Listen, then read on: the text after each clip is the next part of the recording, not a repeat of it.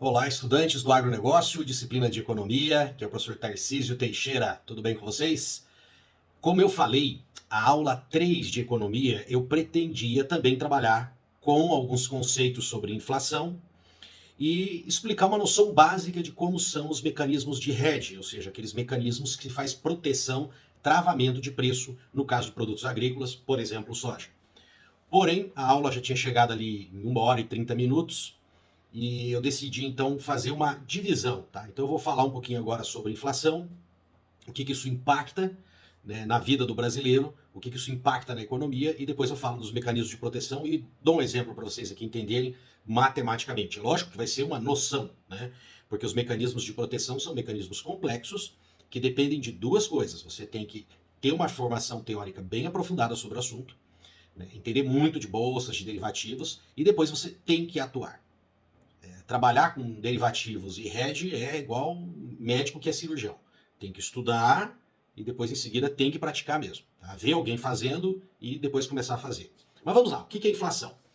A inflação é quando os preços começam a aumentar, mas não é simplesmente aumentar porque os preços, via de regra, aumentam. Então você tem um processo inflacionário que nós podemos considerar um processo inflacionário normal, saudável. Uma economia que está em crescimento das suas atividades, ela vai ter um crescimento dos seus preços.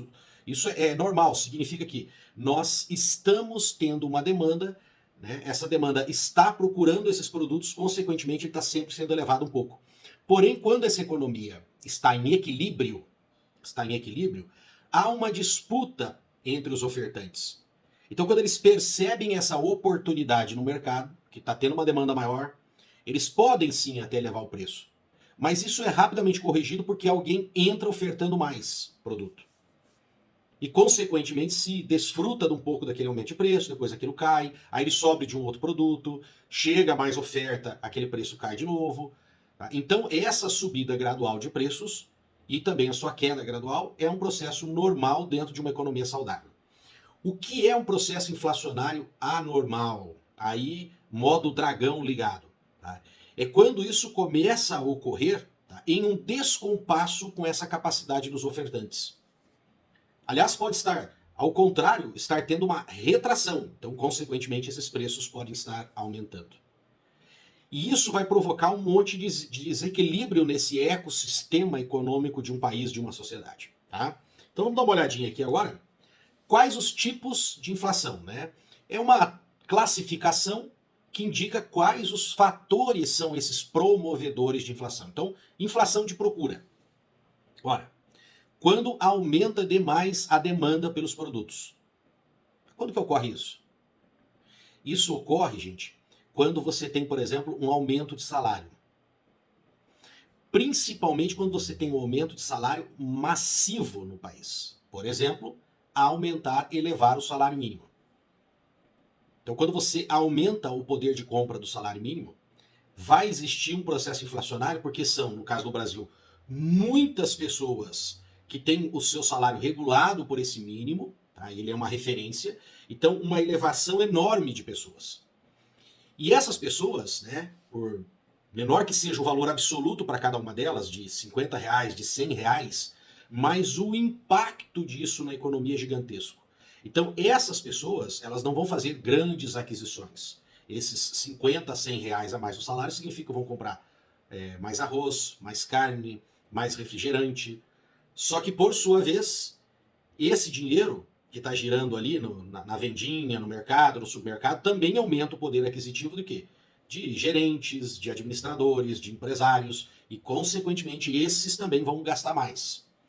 Então, quando nós temos um aumento, né, no poder de compra, por aumento de salário, isso pode promover uma inflação. E às vezes há um descompasso, né? Essa decisão política de aumento de salário mínimo é um problema, porque há um descompasso entre o setor produtivo. E o setor produtivo fica muito desconfiado desses aumentos políticos de salário mínimo. E eles seguram, na verdade, a oferta. Lembra daquele equilíbrio que eu comentei? Eles não fazem esse aumento de oferta. Se nós não temos aumento de oferta, aumenta o preço. Outro mecanismo que eu comento na primeira parte dessa aula é a questão da taxa básica de juros. Taxa básica de juros é os juros, né, que o governo decide pagar para os seus empréstimos. Então ele oferece, ó, eu estou pagando tanto de juro. Eu, o Estado, eu, o país. Então você tem a segurança de você estar emprestando não para uma empresa, não para uma pessoa, que pode mais facilmente dar um calote. Você está emprestando para um país. Não que países não têm calote, também dão, mas é muito mais difícil. Entenderam? Então essa taxa, quando ela está elevada, as pessoas pegam o seu dinheiro e correm atrás do quê? Correm atrás desse tipo de investimento. Mesmo quando o juro não é muito elevado em comparação a outros, mas o que eles querem? Segurança. Segurança.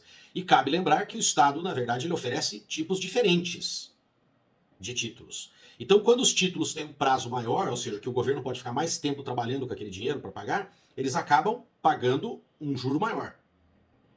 Só que isso, por um lado, é pior, porque aquele capital fica imobilizado na mão do Estado e que muitas vezes não vai estar investindo na produção, na infraestrutura, pode estar investindo numa política pública de educação, de saúde, que não tem um reflexo direto ali na economia naquele momento. Acaba tendo, evidentemente, mas não tão rápido como seria um empresário fazendo esse mesmo investimento. Quando o governo diminui, que é o caso que o Brasil está vivendo agora, o que acontece? Quando ele diminui, o interesse por esses títulos também diminui muito. Então as pessoas falam, pá, o que nós vamos fazer com esse dinheiro aqui? E isso faz com que um grupo que não tem tanto poder aquisitivo assim vão investir em ações ou fundos de ações que têm um risco muito maior, mas a rentabilidade acaba sendo muito maior, então ele resolve correr esse risco. Então, com a valorização dessas ações, esse giro de dinheiro no mercado financeiro maior, acaba esse dinheiro, de alguma forma, desaguando o quê? No mercado. É salário que aumenta, é novas empresas que abrem, são novas ações que são oferecidas. Então, a produção acaba aumentando, consequentemente, a demanda por produtos. E isso pode também resultar no impacto, né, inflacionário. A outra forma é pessoas que já têm um poder aquisitivo maior mesmo, né, ou um grupo de pessoas que têm um poder aquisitivo maior, podem não aplicar em ações nem em fundos, mas fazerem os próprios investimentos produtivos. Então cria uma empresa, uma nova filial, compra uma nova máquina, aumenta a produção de alguma forma. Porém, novamente, né, quando isso começa a acontecer de uma forma desequilibrada, porque aí as pessoas também, quando vê que o juro está muito barato, elas não vão se contentar em gastar o seu dinheiro, o seu salário. Elas acabam buscando dinheiro nesse mercado financeiro, que está empurrando dinheiro em cima delas, para tentar fazer empréstimo, e vão gastar com outras coisas. Vão gastar com prazeres, né? Vão comprar carro, vão comprar roupa, vão fazer viagem, com dinheiro emprestado. E isso acaba criando uma artificialização da economia, porque não é um dinheiro que ele ganhou, entende? É um dinheiro que ele vai ganhar, mas ele já começa a injetar e começa a procurar produtos e, consequentemente, aumentar a demanda e aumentar os preços. Tanto que o governo, muitas vezes, tem que fazer o quê? Tem que ir lá e subir de novo essa taxa para retirar parte desse dinheiro, ele vir, né, para os títulos da dívida pública e sumir um pouco desse dinheiro no mercado. Eu contei, por exemplo, para vocês, o caso daquele fundo de investimento de um condado, né, nos Estados Unidos, que aconteceu justamente isso. Lembre-se, nós pegamos ali 91, 92, 93, a taxa de juros do Fed, que é o Banco Central Americano, estava baixa. E aí esse fenômeno estava ocorrendo. A economia estava superaquecida. E um fundo de investimento de um condado lá de Orange estava sendo administrado por uma pessoa que resolveu correr riscos baseado nessa taxa de juros baixa. Né? E começou a fazer a aplicação em derivativos, que é um assunto que eu vou até comentar um pouco com vocês aqui. Mas derivativo é muito, muito, muito perigoso. E no caso, ele estava fazendo um investimento baseado em taxa de juros baixa. De 3, tá? Em 94, esse administrador foi reeleito, administrador do fundo. Em 94, de 3%, o Fed subiu a taxa de juros a mais de 6% nos Estados Unidos. Resultado disso, eles tiveram quase 2 bilhões de prejuízo, porque tiveram que cobrir esses derivativos. Esse administrador, inclusive, chegou a ser preso, condenado a pagar uma multa muito grande, e o fundo quebrou. Cabe lembrar que esses fundos nos Estados Unidos, eles são fundos de pensão, são fundos de aposentadoria. Então as pessoas investem ali, e um grupo está investindo para se aposentar e tem um grupo que já está recebendo por estar aposentado. E esse fundo quebrou e todas essas pessoas foram prejudicadas. Várias empresas, escolas e municípios, né, que faziam também investimentos, os servidores faziam investimentos ali para ter uma aposentadoria no futuro. Bom, também nós temos uma inflação de custos, quando nós elevamos os custos de produção. Quais são as causas? Por exemplo, o que está acontecendo agora? Nós estamos suscetíveis à oscilação da moeda americana em relação aos preços dos nossos combustíveis. Consequentemente, todo o transporte que vai impactar em 100% da nossa produção está aumentando o custo de produção. É óbvio que o pessoal está fazendo ali um jogo de pressão sobre os transportadores, porque nós tivemos um período no governo Dilma onde foi, de alguma forma, facilitado a aquisição, né, de caminhões de transporte de grande porte, e aí gerou, inclusive, um excesso de oferta de transportes. Então esse pessoal não consegue brigar com o preço e eles não conseguem repassar esse custo do combustível para o custo do transporte para receber das empresas. Porque a empresa sempre vai tentar jogar com o outro que também está oferecendo e tem que pagar a parcela do caminhão de alguma forma. E além do que, também nós temos as grandes empresas que, por fazerem a gestão do número grande de caminhões, conseguem diluir o custo e, consequentemente, também cobrar menos. Falando ainda de transporte, nós podemos olhar as nossas estradas, né, que são horríveis. Então isso aumenta o custo também, porque elas não têm manutenção. É feita uma estrada e ela é inaugurada, mas não tem um planejamento no orçamento para que se mantenham as estradas com qualidade. Também nós temos o que a gente chama de inflação estrutural, tá? Onde a própria estrutura econômica, ou melhor ainda, a própria estrutura socioeconômica pode levar a isso. Essa é uma visão que é muito mais aplicada aqui à América Latina e aos países de terceiro mundo, como preferem alguns, ou países pobres e países em desenvolvimento. Então o que acontece? A própria estrutura, né, de distribuição de bens e distribuição de renda no Brasil acaba provocando isso. Então nós temos, por exemplo, o oligopólio. E tanto que nós temos oligopólio estadual, estatal. Voltemos ao caso da Petrobras. Hoje, legalmente, não temos mais um oligopólio, mas a estatal Petrobras mantém o oligopólio pelo tamanho, pelo volume de operações. Tanto que o certo era privatizar e fatiar. Não privatizar ela inteira, porque aí vai continuar o oligopólio totalmente na mão privada. Tinha que fatiar essa empresa em várias outras empresas. E esse oligopólio, tá, implica que ela tome uma decisão, nesse caso, por exemplo, para valorizar o preço da empresa e os acionistas, só que pode impactar toda uma sociedade como está impactando agora. Mas aí por ser um estatal vem o presidente e vai controlar os preços. Meu amigo, isso desculpa a palavra aqui, mas isso é uma burrice. Isso é uma burrice.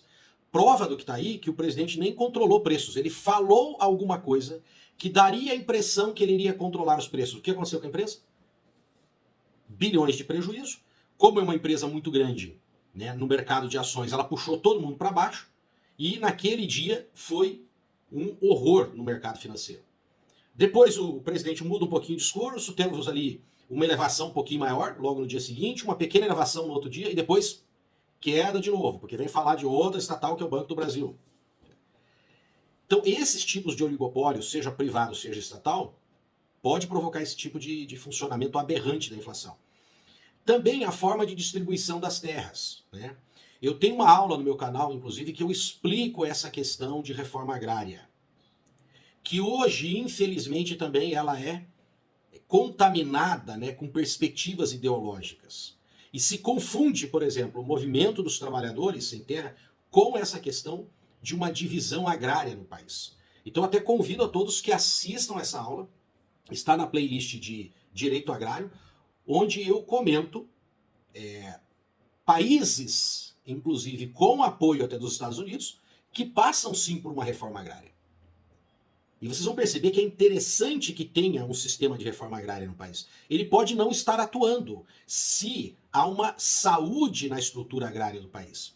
Mas quando nós começamos a ter áreas de terra improdutivas, baseado só na especulação individual de uma pessoa, de um pequeno grupo, sim, o Estado deve intervir, ou o próprio sistema capitalista, de alguma forma, tem que intervir naquilo para que aquelas áreas se tornem produtivas. Outro problema que nós temos também, né, estrutural, é a própria forma de se administrar o país, de se legislar, né? Então, como nós temos uma participação popular muito pequena, nós temos muito poder na mão de um grupo de legisladores e na mão de um grupo que está no executivo, e, consequentemente, essas decisões tributárias, por exemplo, podem impactar de uma forma assim terrível a economia. Porque são tomadas decisões ali políticas momentâneas, mas que podem impactar a economia e, consequentemente, também gerar um processo inflacionário. Né? Quando você tem um imposto inflacionário, que vai desencadear um aumento de preço para todo mundo, e todo mundo vai aumentando para tentar compensar aquilo que, entre aspas, ele vai ter que pagar mais de imposto, e, consequentemente, você tem uma onda de elevação de preço. O problema é que ela acaba tendo um efeito exponencial quando ela vai chegar lá na mão de quem? Do consumidor. Pior decisão ainda, né, é quando o Estado faz isso e aí junta com uma elevação do salário mínimo. Aí, pronto. Caos total. E nós temos também inflação inercial. O que é uma inflação inercial? Existem alguns fatores que eles são disparadores legais de inflação. Como eu falei para vocês, né? O salário de classes tem que ter reajuste. Isso é legal, tem que ter ali um reajuste. O Estado faz o reajuste do quê? Do salário mínimo. E as convenções entre patronal e sindicatos promovem esses aumentos dos salários. Consequentemente, o que vai acontecer? Todo aquele pessoal acaba aumentando naquele ponto ali do aumento a procura e elevam os preços. Esse efeito inercial também ele acaba ocorrendo, por exemplo, com aluguéis, né, que se coloca ali uma taxa. Essa taxa, quando ela está positiva, isso é um fenômeno muito comum, quando ela está positiva, o cara repassa. E quando ela está negativa, o preço do aluguel que está sendo praticado, que está em vigência de um contrato, cai? Não cai. Porque muitos locadores e imobiliárias que administram locações, elas tomam o cuidado de colocar no contrato que se o índice for negativo, não vai cair o preço do aluguel. Então isso também é um processo inercial. E esse processo inercial, ele acaba também atingindo empresários e até prestadores de serviço. Você pode pensar ali no médico, no dentista, no pedreiro, no mestre de obras, no empresário com os seus produtos. Por quê? O custo de se pesquisar o quanto você precisa aumentar dos preços é elevado. Esse pessoal não tem tempo de ficar fazendo esses estudos. Não tem tempo. É mais ou menos intuitivo. Ele vai olhar um pouco ali como é que anda as contas dele, ele vai perguntar para um amigo o que o amigo fez, e ele vai elevando os preços. E essas decisões sempre são para mais, nunca para menos, a não ser que a concorrência esteja muito apertada, então ele decide baixar o custo ali do atendimento do dentista, do atendimento do médico, né? O empresário decide então praticar alguns preços menores por causa da concorrência. Mas, via de regra, quando ele decide isso, que ele passa de um ano para o outro, ele resolve aumentar os preços. E isso, mais uma vez, também pode provocar um efeito inercial aí, né? Então, sempre uma inflação de um setor acaba puxando outra. O setor de uma inflação acaba puxando o outro, tá? E a inflação, ela pode ser medida, tá? Então são feitos aí índices, tá, pessoal? São índices. Esses famosos, né, conjunto de letras, IPCA, por exemplo, né, que é o Índice Nacional de Preços ao Consumidor Amplo, INPC, Índice Nacional de Preços ao Consumidor, IPC-FIP, IGPM. Agora, qual que é um dos problemas desses índices? Como eu falei para vocês, quando eu fiz aquela aula sobre a tabela FIPE-ZAP, também consultem aí no meu canal, eu gravei um vídeo explicando, né, o uso da tabela FIPE-ZAP. Já existe a tabela FIPE, por exemplo, para veículos, que é muito consultada, eu faço uma análise dela. E agora existe a tabela FIPE-ZAP, que fala sobre imóveis, também a analiso. O problema é que isso aí é uma média. Isso aí é uma média. Então você tem elementos, componentes que estão impactando mais, e elementos que, ao contrário, estão até negativos. Só que as pessoas vão muito por essa média e acabam aumentando todos os elementos ali quando ele estuda a média por esse estudo que é a média. Então isso também é útil por um lado, ajuda, dá segurança para a gente fazer alguma negociação. Por exemplo, até na justiça, quando tem que se calcular alguma correção de valor de compra, né, para se corrigir o dinheiro, que aí não tem muito problema. Mas por que o dinheiro não tem? Porque o dinheiro, vamos dizer assim, ele é a média disso tudo. Quando a justiça está determinando, por exemplo, ou numa negociação qualquer, né, você vai fazer um empréstimo, e alguém está falando assim, ó, vamos fazer uma correção desse dinheiro, porque está tendo um processo inflacionário, então nós vamos calcular a inflação aqui para te pagar, tem que se fazer uma inflação média mesmo, porque você tem que corrigir o dinheiro de forma com que o dinheiro vai estar comprando tudo aquilo de novo. Então tem coisas que o dinheiro vai estar comprando e que o preço está até menor. Tem coisas que o dinheiro vai estar comprando que o preço vai estar maior. Então quando você aplica esses índices nessa média, né, de índices, que são os índices ao dinheiro, ótimo. Não provoca nenhum desequilíbrio. O problema é aplicar esses índices a alguns setores da economia. Porque aqueles setores, por exemplo, eles podem estar com os preços em baixa, como o caso dos aluguéis que eu citei para vocês. Então os índices eles são ótimos, mas eles acabam criando também as próprias distorções conforme eles são aplicados. E quais são os efeitos da inflação? Bom, a inflação, gente, ela vai impactar na distribuição de renda. A inflação, ela é extremamente concentradora. Por quê? É só você pensar assim, uma pessoa que ganha 1.000 e uma pessoa que ganha 10.000. Quando você tem o efeito de inflação, muitos dos produtos que essa pessoa consome, esse aqui consome também. O de 1.000 e de 10.000.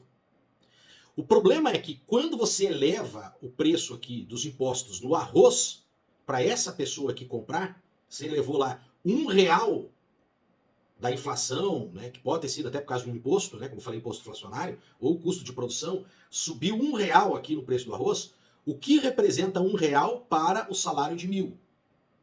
E o que representa R$1 para o salário de 10.000? Então vocês conseguem entender como aqui impacta muito mais e a capacidade de compra aqui diminui? O poder de compra aqui diminui. Se esse aqui pode comprar mais, ele está mais forte. Entendeu? Inclusive para comprar mão de obra. Vai ter um efeito também, gente, sobre o mercado de capitais.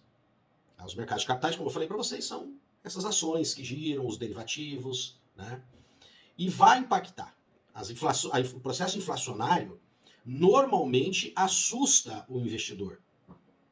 Ele fica com medo de ocorrer aquela crise, tá? A gente ter desabastecimento, ter desemprego de uma forma crônica e, consequentemente, toda a queda que tem uma economia. Porque assim, num primeiro momento, quando você está tendo um aumento de preços, aquele setor ou aqueles setores, uau, tô ganhando muito dinheiro, cara, eu tava ganhando tanto, agora eu tô ganhando tanto.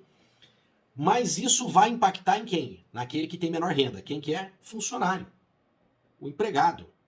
Ou o pequeno, né, empresário. Acontece que esse pessoal, essa grande massa de operários, de trabalhadores, né, de pequenos empresários, é que são os grandes movimentadores da economia. Então daqui a pouco eles vão parar de consumir, inclusive o produto desse empresário que está lá comemorando. E os investidores, então, eles se retraem. Se para de entrar dinheiro, gente, nesse mercado de capitais, você vai ter um desaquecimento da economia.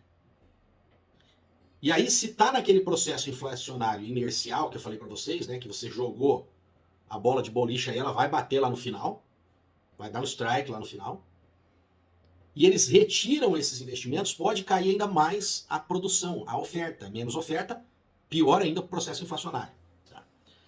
Balanço de pagamentos, tá? Esse balanço de pagamentos aqui, pessoal, entre os países, quando nós estamos falando da balança comercial. Então, o que acontece? Quando você tem um processo inflacionário, o país, para ele tentar aumentar o número de reais circulantes, ele começa a desvalorizar a moeda. Então vamos relembrar aqui, né? Uma exportação. O que eu falei para vocês? O empresário exporta. Essa transação é feita aqui, em dólar. Quando esse dólar chega aqui, ele não vai direto para o bolso do empresário. Ele vai ser cambiado em reais. Então, se está ali 1 para 1 e chegou $100, você vai receber R$100. Só que aí o poder de compra aqui está pequeno. Então, como que o governo faz, o Estado faz para aumentar o número de reais circulantes? Ele desvaloriza a própria moeda. Então ele coloca lá, ó, que agora está custando $1,50 o dólar. Então entrou $100, ele te paga 150. Só que isso acaba também impactando mais ainda no processo inflacionário. Tá?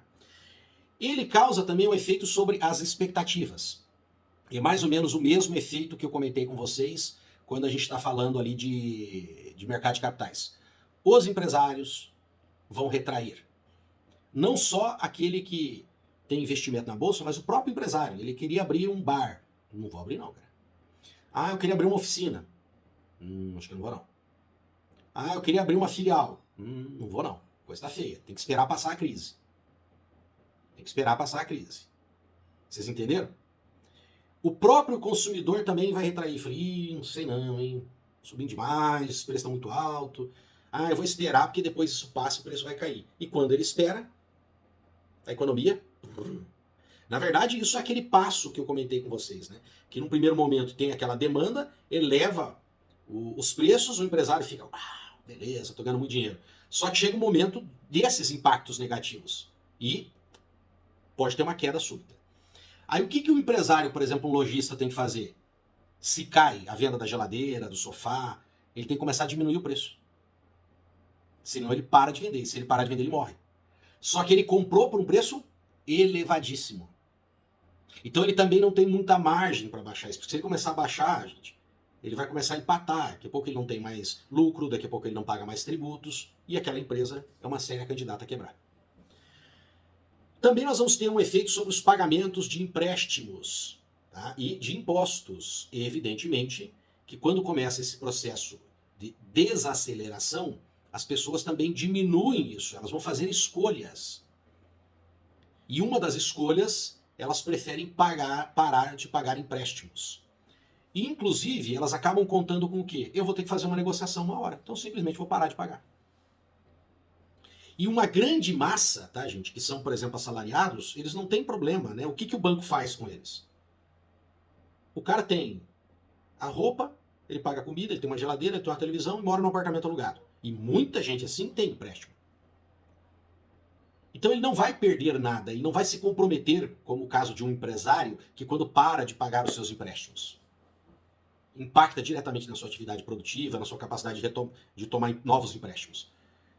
Então essas pessoas simplesmente suspendem, elas vão continuar vivendo, vão pegar o salário, vão parar com a conta, ou se ele é um pequeno empresário, ou o cara lá do carrinho de cachorro-quente, ele vai começar a receber, trabalhar em dinheiro. Vai atrapalhar a vida dele? Vai. Mas ele vai continuar vivendo daquele jeito e se interrompe os pagamentos. Então aí você tem aquela inadimplência altíssima. O que o mercado de empréstimo faz quando tem inadimplência altíssima? Transfere isso para a taxa de juros. E os impostos, é evidente. O que vai acontecer? Cai a arrecadação. Bom, falado da inflação, vamos para o nosso último assunto, que é o mercado futuro, os derivativos e entre eles um tipo muito especial que é o hedge. Então deixa eu explicar para vocês primeiro o que ocorre no mercado agrícola. O mercado agrícola, gente, ele é determinado pela natureza. O período em que você colhe, você tem uma super oferta do seu produto. Consequentemente, o que pagariam? Bem menos. E até podem nem querer comprar. Porque aquele que vai utilizar o seu produto, que vai esmagar, por exemplo, soja, ele pode não querer todo esse produto. Porque ele não tem uma capacidade de moer tudo isso, nem de estocar tudo isso. E ele pode não estar interessado em comprar tudo de uma vez e ficar com aquele estoque parado. Para isso, para antecipar essa compra, ele teria que te pagar muito barato mesmo.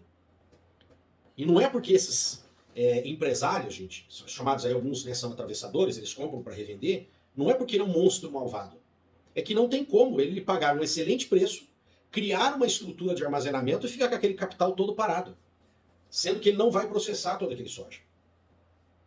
Então não é uma questão aqui de bondade, maldade, caráter, é uma questão de sobrevivência no mercado. É como antecipação de renda. Eu também tenho um vídeo gravado sobre isso, sobre antecipação de renda, né? Quando você vai calcular, por exemplo, quanto que vale um bem. Vamos pensar aqui num apartamento, porque é mais simples, mas isso vale também para uma fazenda. Quando você vai calcular o valor de um apartamento a partir dos aluguéis, você pensa assim, bom, esse apartamento tem 20 anos. Então ele vai durar aí, né, pelas normas brasileiras, mais uns 40 anos de vida útil. Pode ter muito mais, você sabe disso, mas em média 40 anos. Para prédios pode ter muito mais. O que você faz? Você faz um cálculo do preço do aluguel atual, como se você estivesse recebendo adiantado esses 40 anos de aluguel. Mas espera aí. Se eu vou te pagar aluguel adiantado, não tem que ter um desconto? Então é isso aí.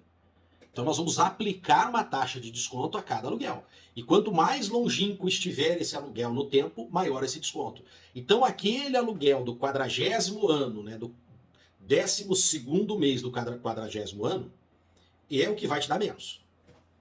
Então é a mesma coisa o processador de soja que vai comprar, a indústria que vai comprar de você. O que ele vai fazer? Ele vai falar assim, olha, esse soja que eu vou usar agora, eu te pago tanto. O restante que eu vou armazenar, que vai ficar 1 mês, que vai ficar 2, que vai ficar 3, eu tenho que aplicar um desconto em cima disso.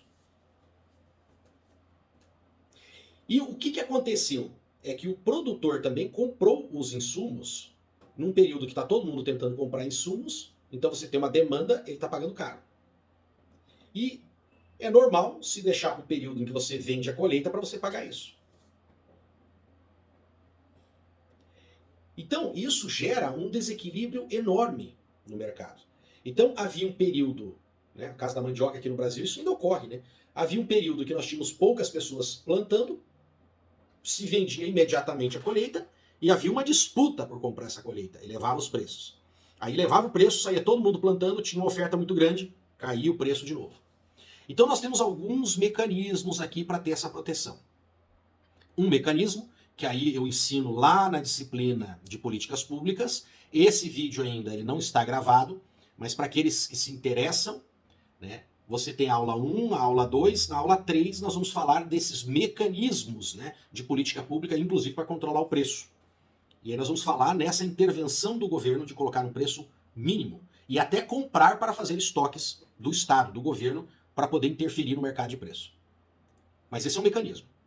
Outro mecanismo é um acordo que pode ser feito entre quem processa e quem vende. Então, esse acordo é combinado para o futuro. Então, a pessoa chega e fala assim, olha, eu quero tanto, eu preciso de tanto, e eu posso armazenar tanto, então eu quero combinar com você que nós vamos firmar esse preço aqui. E era feito um acordo ali de cavalheiros. Então você vai me vender por tanto e eu vou comprar tanto da sua produção. Os dois estudavam o que era seguro para cada um deles.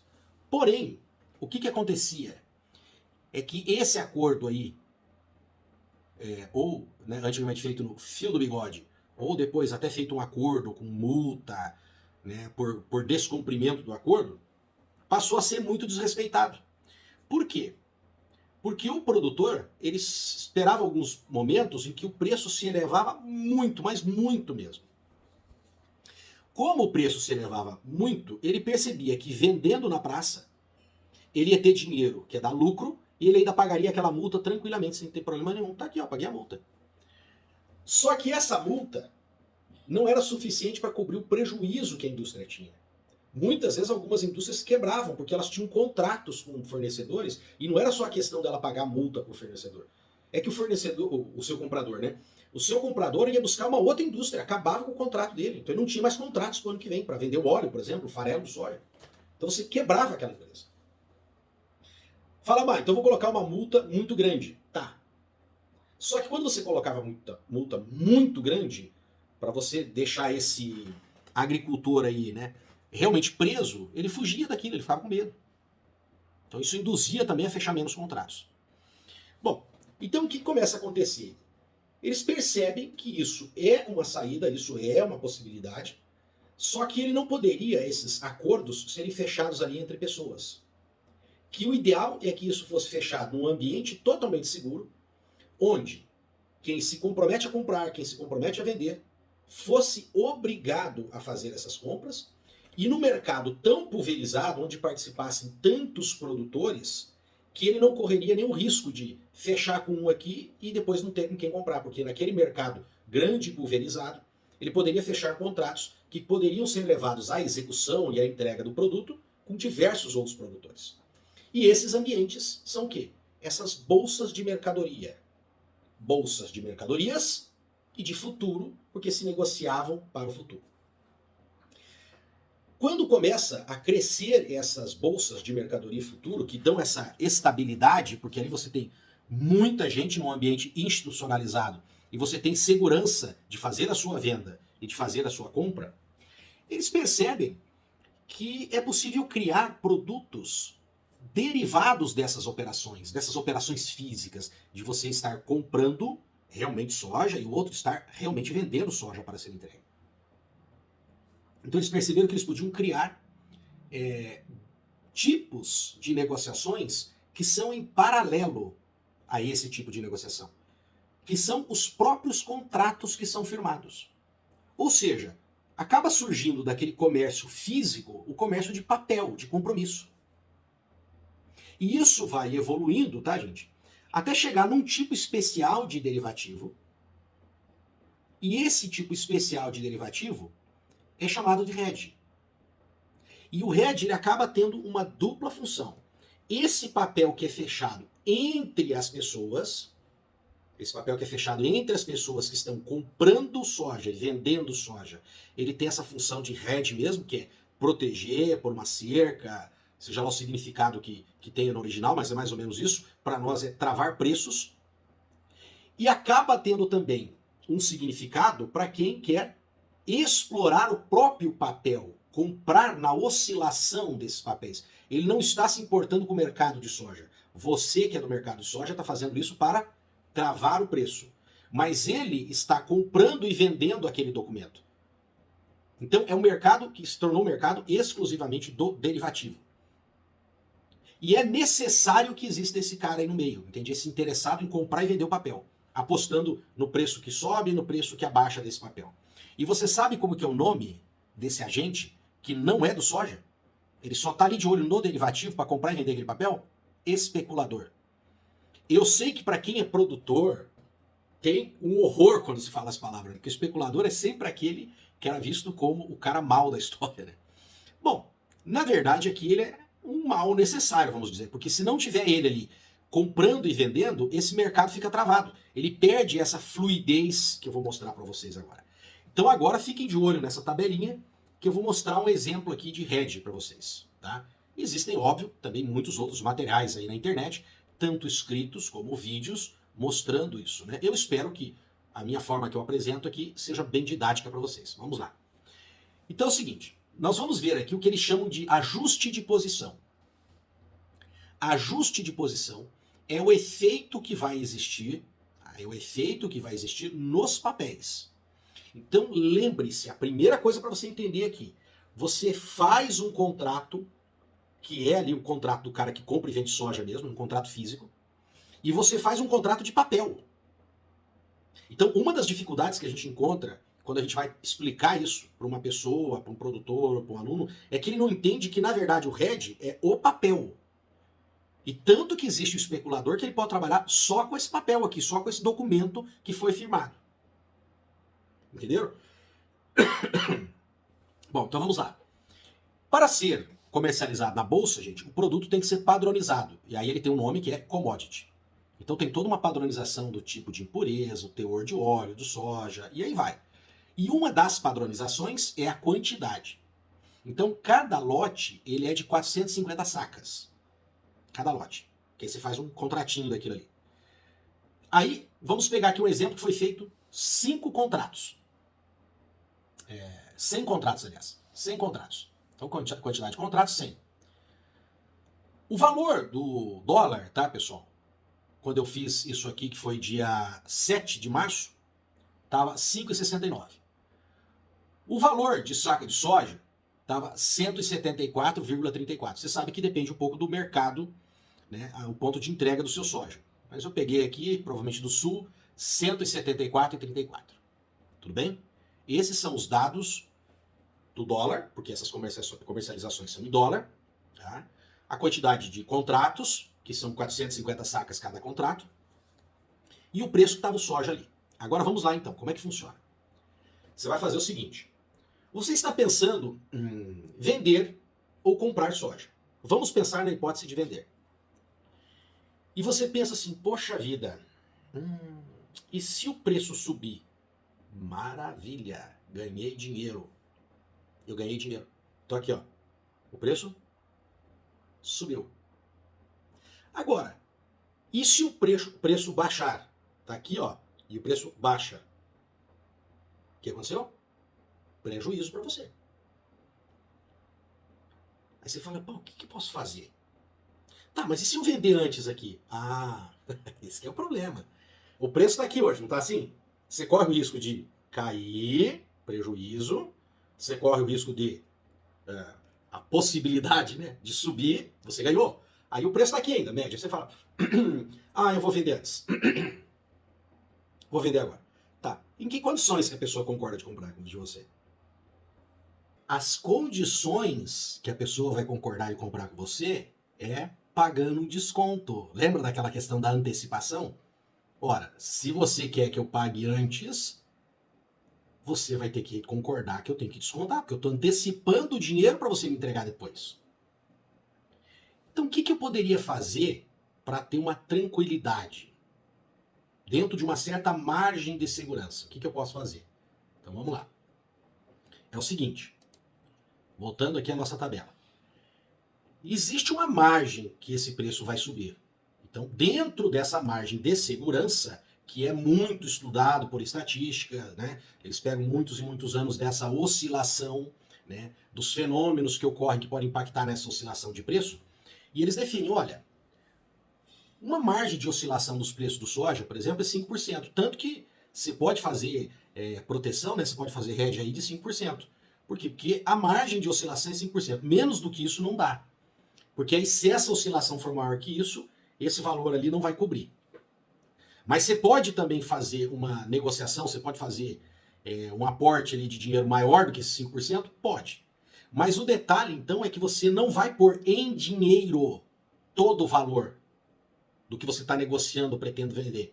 Você vai colocar uma fração, 5, 10, 15, 20% daquilo que é a negociação mesmo. Então, o que você vai fazer? Olha lá, agora prestem atenção aqui. Ó. Vamos para os dados. Vamos imaginar que houve uma negociação aqui no dia 15/2 de 2021. Tá? O preço da saca em dólar nesse dia estava 30,64. Lembrando que eu estou considerando o preço do dólar 5,69. 5,69. Evidente que no modelo dinâmico isso teria que oscilar em função do preço do dólar também. Tá? O preço do dólar também. Pode ter oscilação, tá, gente? Do número de moedas americanas que você vai usar para pagar. Por quê? Porque pode mudar o preço aqui nosso, tá? Pode ter algum impacto brasileiro, que é muito pequeno, é insignificante, e o maior impacto é a oscilação do próprio dólar. Mas vamos considerar aqui 5,69 fixo, para ficar fácil de entender didaticamente. Multiplicando pelo total de sacas de soja que você está colocando ali, 45 mil sacas de soja, 100 contratos de 450 sacas cada um, você está trabalhando com uma negociação de 1.378.787 dólares,35 cents. O que você vai fazer? Você vai depositar numa conta, tá? E como eu falei, essa conta é onde? Na Bolsa de Valores, que uma corretora vai fazer isso, não é você que faz particularmente, uma corretora.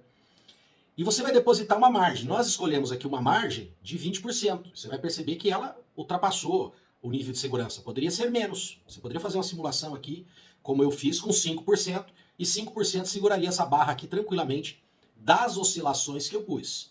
O problema é que pode ter uma oscilação maior do que isso. E você pode ser chamado a fazer um aporte, tá, de dinheiro mesmo, tá, pessoal? Nessa conta aqui. Tudo bem?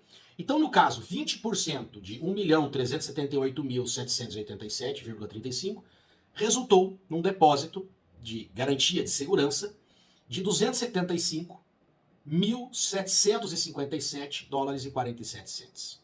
Tudo bem? O que aconteceu no dia seguinte é que o preço em dólar aumentou. O preço em dólar aumentou. Então, o que aconteceu? Se você vender aqui hoje, você vai ganhar 1.392.575. Você fala, que maravilha! Então, se eu vendesse o soja aqui hoje, eu estaria ganhando dinheiro, né?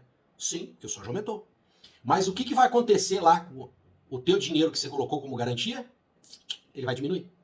Então, eles vão retirar aqui o mesmo percentual que você vai gastar, que você vai ganhar aqui. Ó. Então, você está ganhando aqui aproximadamente 13.787, você vai perder dessa conta e ela vai para 261.969,60 cents. Então você ganha na valorização, mas você perde naquela taxa, naquele valor que você depositou como garantia, como segurança. Você fala, mas que FII é essa então? Qual que é a vantagem que eu levo nisso? Calma que você vai ver, tá? Então nós vamos observando que o preço foi subindo até no dia 19. No dia 19 ele foi para 31 dólares e 88. Se você vendesse ia dar 1.439.771,64. E aí o seu ganho teria sido, né, de valorização em 14.205. O que vai acontecer? Aquele valor que você tinha depositado, ele caiu para 219. Você fala, opa, então não foi um bom negócio. Calma lá. Observe o dia seguinte. Ó. Passou o final de semana aqui, então nós vamos do dia 19 para o dia 22. E o preço caiu. O preço caiu, consequentemente o teu valor caiu também. E o que vai acontecer? Vai ser depositado na sua conta justamente essa diferença. Então o que você está conseguindo com isso? Você está travando o preço. É isso que está acontecendo, você está travando o preço. Se você perde nos grãos, tá, na venda dos grãos propriamente dito, você ganha no contrato que você fez, entendeu? Lembra que isso aqui, ó, esses valores de 275 mil que estão depositados lá, é um papel, é um documento, é um contrato que você fez. Que ele é 20% do total. Por quê? Porque você está trabalhando só com aquela margem que, entre aspas, aí pode abaixar e subir o preço. Ou 20% para cima, ou 20% para baixo, entendeu? Especialmente se for para baixo. Entenderam? Então você está só garantindo essa segurança para você. Porque o que se perde aqui é reposto nesse fundo para você. Tá? Nesses depósitos. Eu sei que já começa a surgir uma dúvida, né? Mas de onde que está vindo essa diferença? Calma lá que você vai entender. Bom, e nós continuamos tendo quedas aqui. Ó. Continuamos tendo queda. Nós vamos tendo queda. Até que vai chegar aqui, pessoal, no dia 2 de março, nós vamos ter 29,72. Toda essa perda que você teve por sacos de soja foi sendo compensada. A cada dia foi entrando dinheiro na sua conta. Tanto que ela vai chegar a ter 317.243,89. Então todas as perdas, conforme ia perdendo o dia, eles iam colocando dinheiro aqui na sua conta. E aumentando aquele depósito. Quando ao contrário o teu soja valorizou, eles foram tirando daqui. Entenderam? Bom, aí no final, no último dia, vamos imaginar que você faça a venda e você faça a venda também desse contrato. Você vai se desfazer dele. Então olha que interessante. O que aconteceu aqui? Ó? Se você tivesse vendido lá no primeiro dia, o preço de 30,64 teria lhe dado 1.378.787,35. Como você vendeu depois, você resolveu vender no dia 4 de março, ou você pôde vender só no dia 4 de março, você teve resultado de venda 1.350.707,37. Ou seja, você perdeu. Você perdeu 28.079,98. É a menos. É aí que entra justamente a diferença entre o que você colocou no seu fundo lá de garantia e o que você vai sacar. Lembra o quanto que você colocou? 275.757,47 e você recebe 303.837,44. Se você subtrair esse último resultado do primeiro, vai dar positivo 28.079,98. Ou seja, você recupera exatamente aquilo que você perdeu no preço. E se fosse ao contrário, os símbolos aqui estariam, os sinais estariam invertidos. Se você tivesse tido uma valorização no dia que você decidiu vender o soja de 28.079, lá naquela sua conta você teria perdido 28.079. E aonde que entra, tá, gente, o especulador aqui, e ele é o cara positivo nessa história? Aonde que ele entra? Bom, calculam os especialistas que mais ou menos de cada 100 pares que estão fazendo esses contratos, né, de pessoas que estão vendendo e comprando isso, tem que ter outros 30 especuladores comprando e vendendo. O quê? O papel. Só o papel. Ele não está nem aí com os valores de soja. O que está acontecendo com soja? Ele não está nem aí. O interesse dele é só nessa coluna verde aqui, ó. Esse especulador, gente, ele pode então estar comprando por 219.773 e ele poderá estar vendendo aqui, ó, no último dia por 303.837. Então, aí ele compra por esse valor. É essa compra e essa venda, essa compra e essa venda, essa compra e essa venda, que produz essa liquidez para esse sistema. Então, aqui tem que ter o especulador. É óbvio que também existem alguns especialistas que estão avaliando um aspecto negativo, né, do excesso de especuladores, porque não há um limite para isso. Como eu falei, dizem os especialistas, eu não sou um especialista nisso, né, mas dizem os especialistas, tem que ter uns 30% aqui de gente interessada em especular para isso aqui engraxar e funcionar. Mas que não há um limite para isso, né, tem algumas medidas que estão sendo tomadas agora, porque senão a especulação aqui começa a tomar aquele caráter negativo por causa da pressão que os especuladores fazem. E segundo dizem esses analistas, essa pressão dos especuladores está fazendo esse preço subir. Mas o que interessa aqui é o mercado que derivou, você pode ver que surge todo o mercado da compra de papéis, por isso um derivativo, que para a cooperativa, para o agricultor, se ele estiver ele fazendo isso aqui, resulta que ele consegue ter uma garantia. É lógico que essa garantia tem um custo, porque se você tirou 275.757 e colocou aqui nessa conta, você deixou de fazer outras coisas com esse dinheiro. Por exemplo, comprar um equipamento, né? Com esse valor em dólares você pode estar comprando uma nova máquina. Então tem um custo fazer isso. Então por isso que se recomenda, tá, o seguinte. Agora falando com os alunos, caso você queira atuar especificamente nesse mercado, né? Não é a nossa graduação, nem mesmo, né, a própria graduação em economia que te deixa totalmente apto a trabalhar com esse mercado. Porque aqui, que nem eu falei, gente, mercado de ações é igual cirurgião. O cara tem que se formar em medicina, aí ele tem que ir lá estudar mais teoria ainda, muito mais teoria na residência, e depois ele tem que ficar olhando alguém fazer a cirurgia. Depois ele já começa a fazer uma partezinha da cirurgia. Aí ele faz a cirurgia acompanhado por alguém, até que finalmente, né, todos aqueles chefes ali, os professores da residência, vão ver o quanto que ele desenvolveu da técnica e vão falar, agora você está pronto. Então é a mesma coisa esses analistas que trabalham com isso aqui. Então você precisa passar por uma formação teórica e além da formação teórica, você tem que ir para o ambiente prático. Tá? Isso aqui é aquela coisa, não adianta só saber teoria. Você tem que estar no dia a dia olhando o que ocorre com o mercado. Tudo bem? Mas é uma excelente opção caso você resolva se especializar nessa área. Terminamos aqui então essa segunda parte da terceira aula de economia.